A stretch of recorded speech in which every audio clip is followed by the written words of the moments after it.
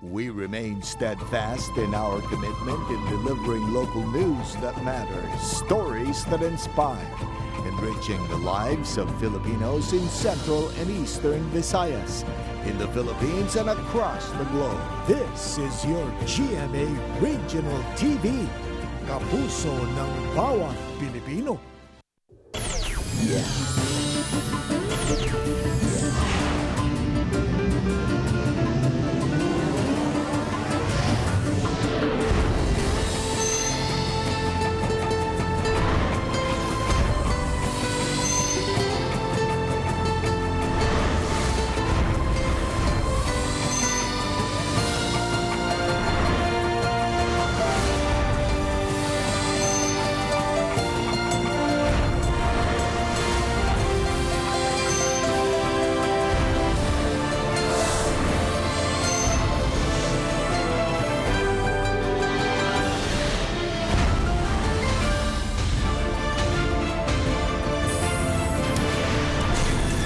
Ang GMA Regional TV Balitang Bisdak.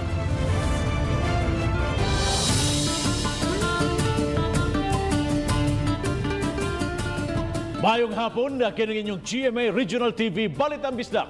Ang bugtong kasaligan, kasandigan o karangpan sa mga Bisaya.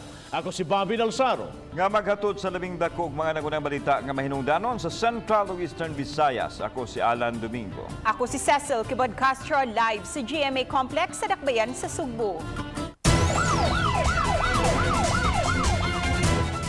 Usa ka pastor nga gitumbok nga nakapatay usab og laing pastor nadakpan sa kapulisan dito sa Barangay Leong, lungsod sa Dumanhog.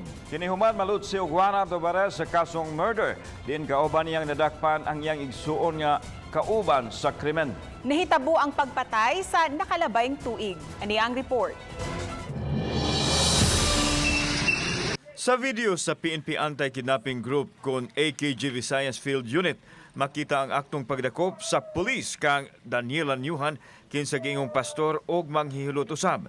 Nagpakarong ingnon ang pulis nga magpahilot og nag-meet up sila apan dihang mitunga sila Aniuhan didto na nila gipatuman ang warrant of arrest. Sila Aniuhan ang gitumbok nga mipatay sa iyang ig-agaw nga nailang si Monsignor Celerino Encarnacion Marco. Panginabuhi niya, panghilot, no? So nakakuha tag cellphone number niya, ato siya natiksan niya magpahilot sadta. So dito nahitabo nga ato siyang nadakpan nga nag-meet up mi ang atong trupa sa anti-kidnapping group ug niabot siya dito ato siya nadakpan. Nasayran sa mga otoridad nga tunay pinagbangi ang duha diin nakarawat ang biktima og pagpanghulga hangtod nahitabo ang krimen. Lakip sa nadakpan ang manghod ni Daniel nga si Miguel Aniuhan nga apil sa nalutsan og warrant of arrest. Nadakpan din nato sila pinaagi sa warrant of arrest for murder which is no bail. Samtang gipanghimakak nila Aniuhan ang gipasangil nga krimen bato kaniya og sa iyang igsuon. Wala yung may sa ani. Ang kuno nila nga pagkahuman sa hitabo, giingnan naman nila nga kami ila ipapriso kay og sa dato sila musangka wala sila dili sila kadaog ala sila namo ipapriso kay pobre mi. Kauban si Cleofer Lumayag, ako si Alan Domingo. Balitang Bisdak.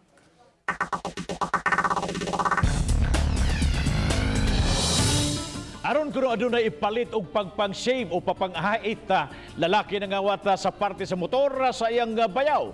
Pagpangawat na holy cam na dapat pakini sa biktima o sa iyang inahan. At detalye sa report ni Fimari Dumabok.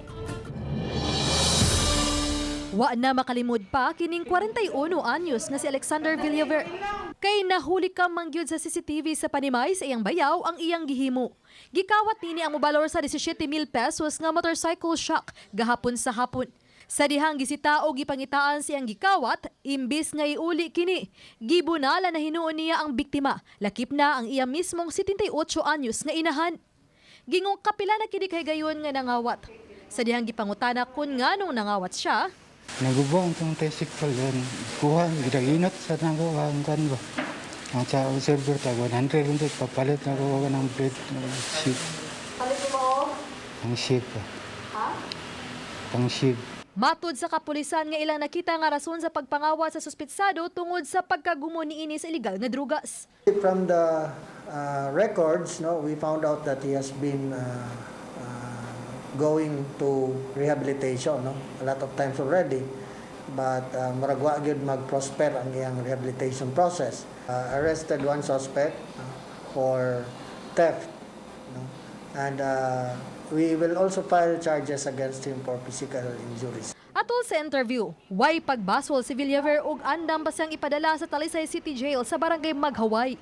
Matud di Pilari, usa kini sa rason nga subsub gihapon ang ilang operasyon batok sa illegal nga drugas.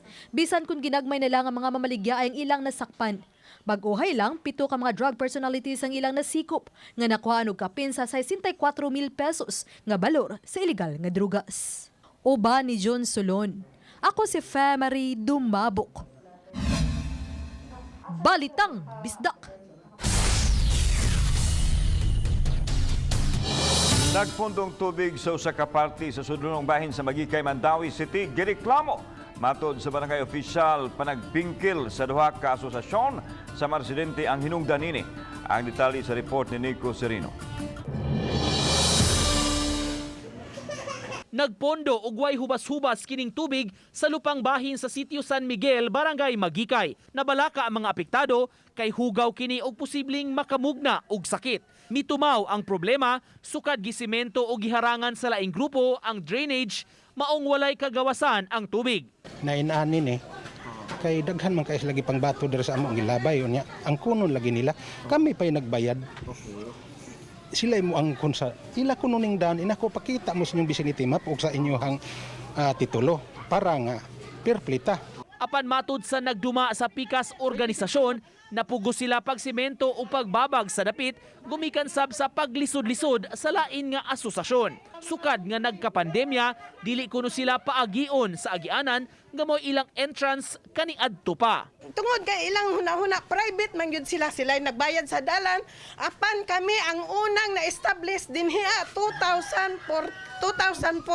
Gipakita ni Tagnipis ang lisod og apiki nilang agianan karon kilid sa sapa. Asoy ni Kapitan Eduardo Gomera, makapila na nilang gihusay ang magsigkahabig ug naabot na gani sa City Hall apan wala pa na resolba ang problema.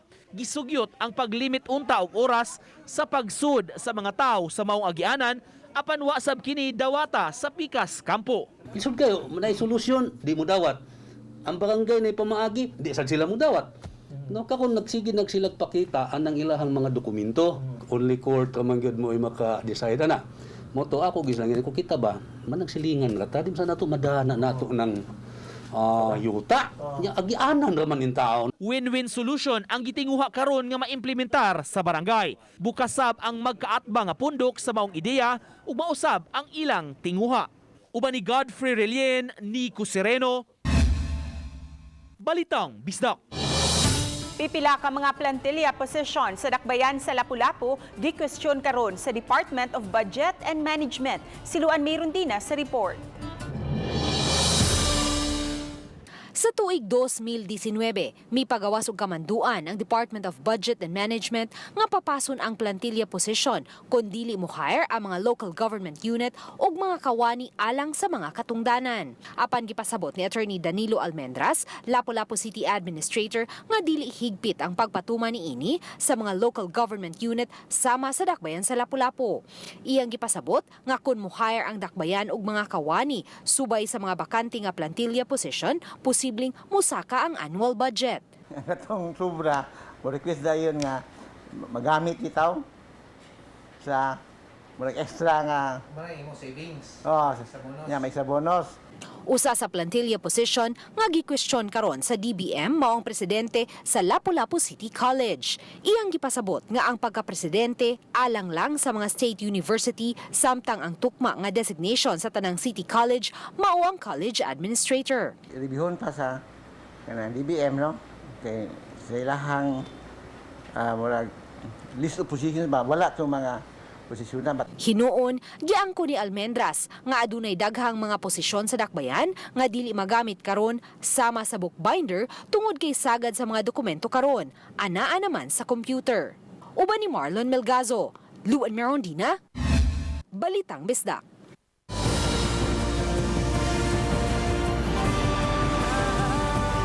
Kini ang GMA Regional TV Balitang Bisdak.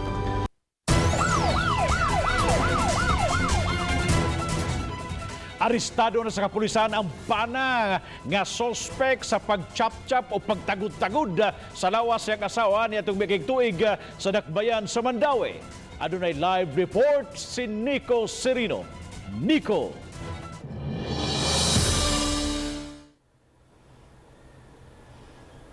Yes, Bob, anana sa kamot sa mga otoridad kining bana nga mo'y gihulagway nga utok sa pagchap-chap sa iyang asawa ni adtong miaging tuig.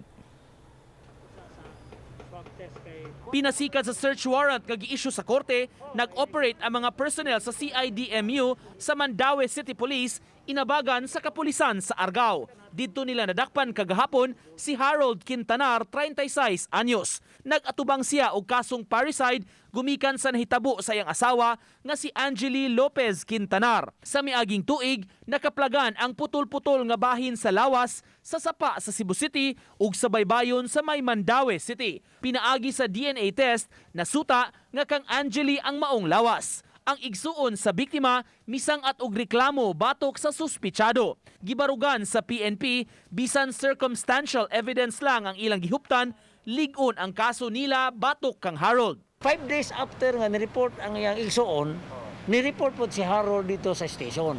So that is one of the circumstances nga nikuanta nga naasay kalabutan, naasay kahibalo, naasay knowledge of the missing. Kay, di ba, nga naman nga wala man sa mo report. O, di ba, asawa niya. Na-monitor sa mga pulis si Quintanar ug nasayran nga didto kini nag-istar sa Argao. Magsige gina sila kasi away o niya, kani siya battered wife kuno na si Angeli. In fact, battered wife ni o niya, na ganin ni gipasaka kuno nga 92-62 Bausi case. Sa among interview, limitado ang gitubag ni Quintanar kinsa usa ka negosyante. Gihimakak niya nga siya ang mipatay sa iyang asawa. Di na tinuod, love kin ako kong asawa. Tuod, nagbuwag ni pero nag-cool off from yato.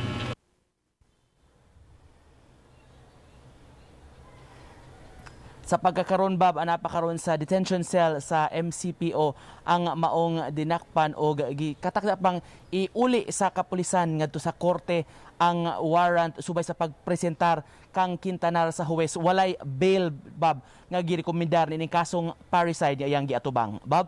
Daghang salamat Nico Serino sa imong live report. Cebu City Mayor Edgardo Labilla balik trabaho na human sa tulo ka semana kapag pahuay nunod sa nasinating kakulian sa iyang panglawas. Anay ang report. Kagahapon ra nahibalik sa trabaho si Mayor Edgardo Labilla apan karon lang nakahigayon sa pag-atubang sa media o gipahibaw ang iyang health condition. Sumanini nga padayon pa siyang nagpaalim apan dili kini babag sa paghimo sa iyang responsibilidad sa dakbayan. Matud sa mayor nga sa tulo ka semanang pagpahulay murag wala gihapon siya nakapahuway kay trabaho raman ang iyahang naa sa huna-huna. Hunyo 9 nagsugod ang leave sa mayor nunod sa tambag sa iyahang mga doktor. Ito pag sabihin ka, na-rest ka, hindi ko kayo maka-rest, na-stress na tayo ka, ay natapos mag-una sa mga tabutin. Sa iyang pagbalik, tutukan nini ang issue sa mga vendors, 93-1 ug uban pa. Nagpasalamat si Labilla kang Vice Mayor Mike Rama sa pag-asumir ni isip acting mayor. Samtang ipadayag ni City Administrator Floro Casas nga dili kada adlaw mo report sa City Hall si Mayor Labella. Work from home ang setup apan kun dunay dagkong function mo report yod ang mayor sa City Hall. Sumani Casas nga dili mapiktuhan ang serbisyo sa City Hall tungod kay sila mga department heads ang moadto sa balay sa mayor nga maoy ilang gihimo kaniadto. On ordinary days nga wala ra tay daghang mga activity dinhi, he will be working from home. And in those days nga work from home siya, no, nag-set up man siya og kanang iyang office nga mga working station dito sa ilang balay. Kauban si Cleofer Lumayag, ako si Alan Domingo. Balitang Bisdak. Bagong variant sa COVID-19 natala sa Negros Oriental. Matod sa Provincial Health Office, ang Beta o South African variant nakita sa swab specimen sa usa ka returning overseas Filipino gikan sa Lebanon nga taga-barangay Maayong Tubig, lungsod sa Dawin. Matod sa tigpamaba ug assistant PHO nga si Dr. Linan Estacion, gipahigayon-dayon ang contact tracing aron masayran kung diin nakuha sa ROF ang Beta variant ug si kinsa ang iyang posibleng natakdan. Sa pagkakaroon, 7 na ang kaso sa mga bagong variant sa Negros Oriental, diin 5 niini carrier sa Theta o Philippine variant ug tag-usa ang carrier sa Alpha o UK variant ug Beta o South African variant. Samtang 3 ang bagong namatay sa lungsod sa Amlan gumikan sa komplikasyon sa COVID-19. Matod sa PHO, ang 2 namatay sud sa ilang Pinoy-anan sa barangay Poblasyon ug barangay Humno ug ang usa namatay sud sa usa ka pribadong ospital sa syudad. Matug ni Dr. Estacion, sagad sa mga wa mada sa ospital, gumikan kay di mutuo ang pamilya sa COVID-19 ug kun mituo man, nabalaka nga mabiktima sila sa diskriminasyon.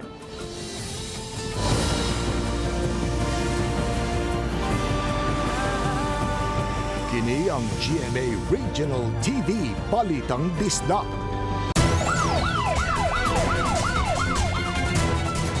Gisikop sa National Bureau of Investigation NBI ang 35 anyos nga usa ka reservist apan nagpatuong kapitan sa Philippine Army human ilang bigit sa gun smuggling atol sa pagpatuman sa search warrant alas 6 pasado kaganiyang buntag.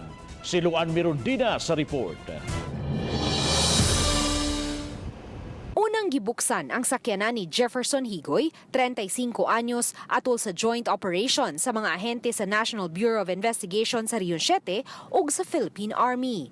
Nagparking sa sakyanan ubos sa usa ka unit sa condominium nga nahimutang sa usa ka village sa sitio Tabay Mabaw sa barangay Marigondon.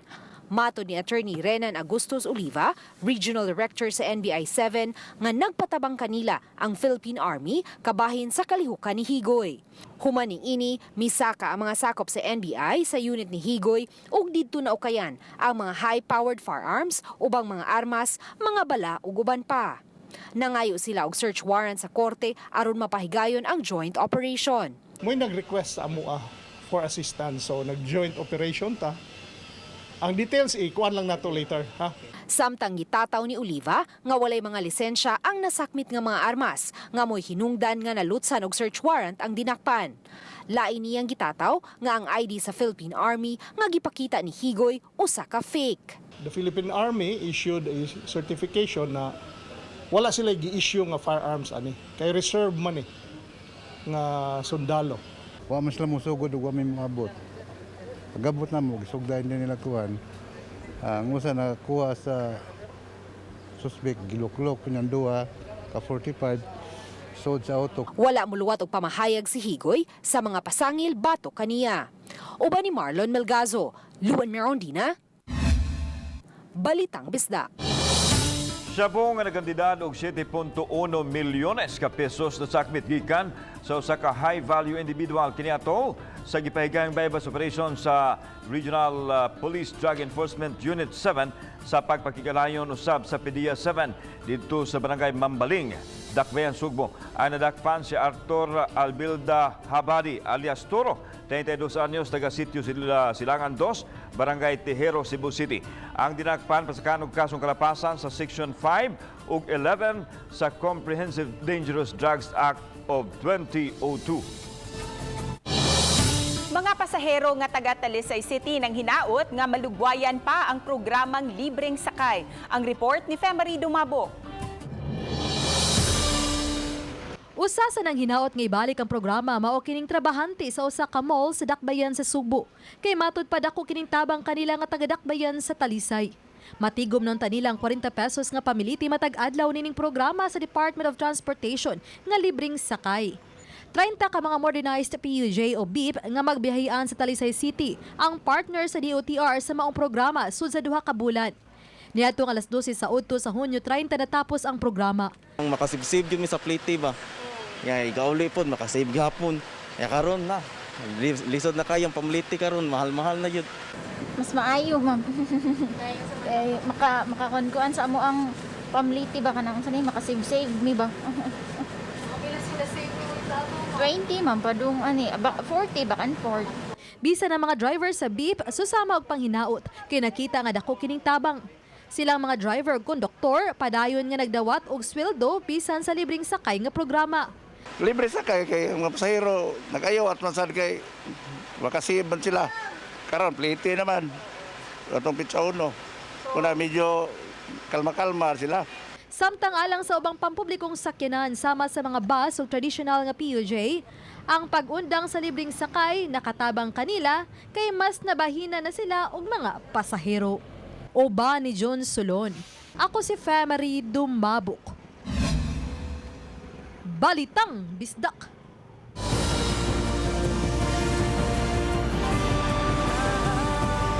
Kini ang GMA Regional TV Balitang Bisdak.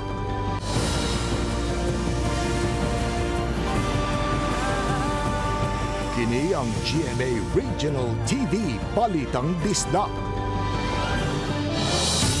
Good news sa mga konsumidor og tubig sa Dakbayan, Sugbo. Kadtong nagkonsumo lang og 10 cubic meters paubos, posibleng malibre na sa bayranan sa tubig.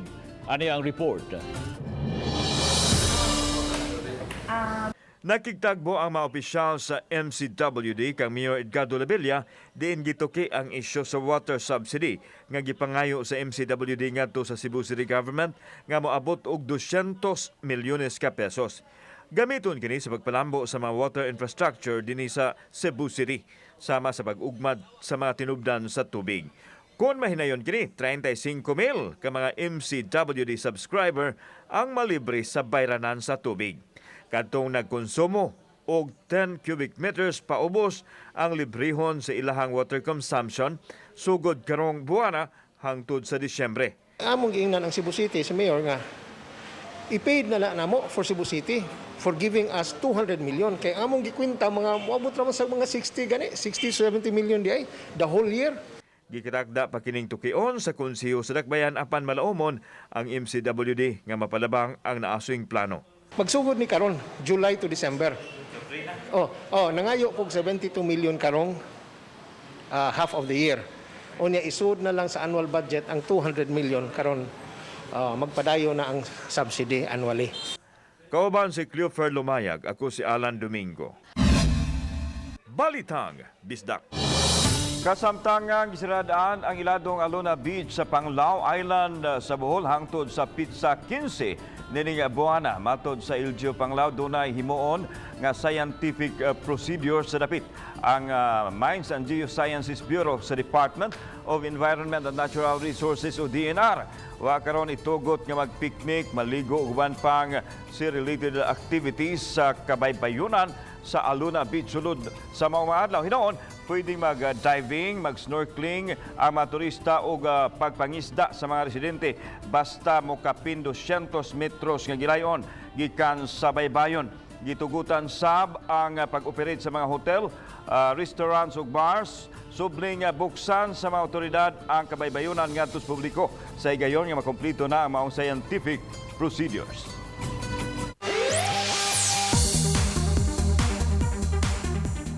Makapahinam nga eksena ug maaksyon nga mga panagtagbo ang atangan sa mga kapuso viewers sa paghuman sa teleseryeng First Yaya unyang gabii. Ani ang report. Sa pahumanay na nga teleserye, subling ginumdum sa mga cast ang ilang locked-in taping. Madod pa, di nila hikalimtan ang ilang panag-uban ug mga kasinatian sa set. Gani na umulang maayong chemistry nila ni Sanya Lopez o Gabby Concepcion. Kasi mas nakilala namin yung isa't isa. At working with Mr. Gabby Concepcion naman, hindi naman ganun kahirap eh. Kasi kaya niya mag-adjust. Pagka-break namin, bago matulog, konting kwentuhan, kaya siguro na break yung ice.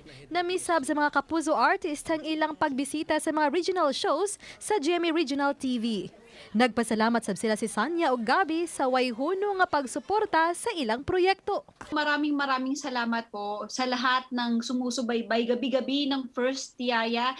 At from the very start na hindi namin in-expect na magtatapwan kami. Sana po hanggang huli ay magtapwan tayo. So maraming salamat sa sunod na mga gagawin na namin, susuportahan ko ninyo din sana. So again, maraming salamat sa inyo. At ang iyang katapusang hugna sa inyong gisunod nga first yaya sa GMA Telebabad, human sa 24 oras. Uba ni Clans Gabutin. Ako si Femery Dumabok. Balitang Bisdak. Ganitong latest to the update karong adlawng Biyernes, July 2, 2021. Karong adlaw hanging habagat kung southwest monsoon, tuwa na lang pud nagapekto karon sa extreme northern Luzon. Og sa tuong forecast karong mosunod na 24 oras ang Metro Cebu apil lagid ang kitibuk ang bahin sa Kabisayaan, ingon man ang Palawan apil na ang Calayan Islands ug ang Occidental Mindoro. Doon nagihapoy mga panagsang pagkamapanganuron ngadto sa pagkamadag-umon sa kalangitan, inubanan sa mga patak-patak na mga pag-ulan ug mga pagpanugdug og kilat tungod sa mga localized nga thunderstorms, ingon pod sa ato ang hanging habagat. Para sa dugang update, bisitaha pod ato ang website gikan diri sa Mactan sa buhatan sa Pag-asa Visayas DOST. Kini si Mio Aguirre og may adlaw. Department of Health Eastern Visayas nakikalayon karon sa Department of Interior and Local Government aron susihon ang ikatahong masa gathering. Ang detalye sa report ni Femery Dumabok. Usa na sa gipasusi ang mass gathering sa usa ka religious group sa Katarman, Northern Samar. Nitong Hunyo, aduna pay gipaygayon ng mga sports fest. Mato ni DOH Eastern Visayas Regional Director Dr. Exuperia Sabalbirino nga nakadawat siya og mga taho sa mass gathering sa pipila ka mga lokal nga kagamhanan. A few LGUs, meron mga ganon. Kaya we are in constant coordination with DILG. Pag may naririnig kami ng mga ganyan na report from LGUs, so ini-inform namin si DILG for appropriate action. Samtang mato sa direktor nga wa na sila mitala og kapin sa 500 kun dili kapin 300 na lang ka mga bag-ong kaso sa COVID-19 sa usa lang ka adlaw. Gani karon lang adlaw ni tala sila og dugang 313 ka mga bag-ong nagpositibo. Hinoon 162 usab ang dugang recoveries. Actually, lahat yan, inare-report natin yan sa mga LGU. So we also reiterate na yun ang findings natin dito sa nag-start as mga super spreader events, nadadala sa bahay, tapos lahat ng mga members of the family na in-infected. Samtang lakip sa gipasusi ang gingong kasaypanan sa pagpamakuna dito sa lungsod sa San Roque, Northern Samar. Gingon nga managlahi nga bakuna ang na-inject sa first ug second dose, subay sa napatik sa vaccination card. Apan sa gimantala sa social page sa San Roque Municipal Health Office, giklaro niini nga dili mao ang vaccination card nga ilang gigamit. Ug sa pagsuta pa, wa malista sa ilang lungsod ang maong kliyente. Uban ni Rod Prado, ako si Femery Dumabok. Balitang Bisdak. Kapin sa 200,000 na ka mga residente sa Mandaue City ang na-master list alang sa COVID-19 na vaccination. Subsub ang gihimong house-to-house campaign sa mga barangay officials aron makapanglista sa mga residente. Gikinahanglan ang master list aron na makahibaw ang syudad kung pila ang gusto mo avail og magpabakuna, ingon man mga dili gusto o dili uyon. Hulyo 1 ang deadline nga gihatag sa Mandaue aron makumplito ang master listing nga nagtarget og 70% sa population sa maong dakbayan. Matod sa hipis sa Vaccine Board, giapas nila ang tagal aron makasumiter gidayon sila sa master list. Grabe gyud mong kayo sa master listing unya ang ihad tong gipasidaan nga by July mao nang massive na. Massive. Nanumpa ang mga professional nga taga-tangki dakbayan sa Talisay nga mutabang sa kapulisan sa pag-roving o pagsumpo sa bisan unsang matang sa kriminalidad. Ang mga tao ni kiguban sa mga kanhi nagumon sa illegal nga drugas sa pagkakaroon abot na sa 70 o 130 ang mga tangki defender. Matod sa Talisay City Police, voluntaryo kining ilang gibuhat aron pagpakita nga gawas nga gidawat nas komunidad ang kanhi mga drug users sama sa mga professional. Aduna sab sila responsibilidad. Samtang ang kaniyang grupo sa forced multipliers gitudluan usab sa golden rules sa kapulisan kun ang maayong pamatasan sa pagtagad ni bisan kinsa sa ilahang pagpanerbisyo. We were very amazed by the composition of the defenders kay naay trabahantes Jollibee, naasay tagiya og eskwelahan, naasay businessman, no? Dili lang mga katungtanon, no? Muabot na sa 1.5 billion pesos ang gahin sa dakbayan sa Lapu-Lapu gikan sa National Tax Allocation. Gipahibaw ni Attorney Danilo Almendra sa Lapu-Lapu City Administrator nga musaka og 40% ang dawaton nga bahin sa dakbayan gikan sa mga buhis. Ubo sa Internal Revenue Allotment kun IRA, mudawat lang ang dakbayan og 700 million pesos matag tuig. Hinuon gitataw ni Almendras nga sa pagsaka sa gahin sa dakbayan gikan sa National Tax Allocation, pipila ka trabaho usab nga iya kaniadto sa nasudnong kagamhanan ipasa na sa lokal nga kagamhanan. Saka nakintahay ang share sa mga local government unit, munang gibuhat sa national government, dako kay nakuha nga kuno, funds dito nila. So, iba nila services, kamo na idaan na. Daghang salamat sa mga kapuso nato apila na sa gawas sa nasod nga nikisayon sa mga dagko ug mga nagunang balita sa rehiyon. Ako si Alan Domingo. Ugi ka namong tanan dinhi sa Central ug Eastern Visayas, ako si Cecil Kibod Castro. Ang inyong balita, ang among balita kay matag lokal nga balita mahinungdanon. Kining inyong GMA Regional TV Balitang Bisdak. Buong puso para sa Pilipino. Ako si Bambi Nalosaro. Mayong hapon mga kapuso and happy weekend.